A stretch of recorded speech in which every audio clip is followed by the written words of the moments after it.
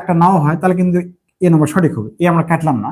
B number দেখি, he do not know how to swim, how to face, এই ফ্রেজের অর্থ হচ্ছে কিভাবে, তাই নাকি?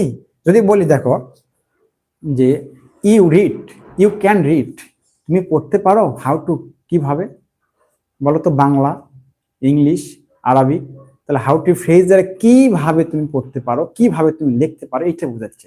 তাহলে এখানে দেখো তো হির পর ডু লিখছে, হির পর তো ডু হয় না কোনোদিন, হির পর হয় ডিড হবে নাহলে হ্যাড হবে, হির পর তো ডু হয় না। এই ধরনের কোনো সেন্টেন্স যদি থাকে তোমরা চোখ বন্ধ করে দেবা, হির পর কোনোদিন ডু হবে না, হির পর হয় ডাস হবে অথবা ডিড হবে, অথবা দেখো তো আমি লিখে দিচ্ছি হ্যাড হবে, অথবা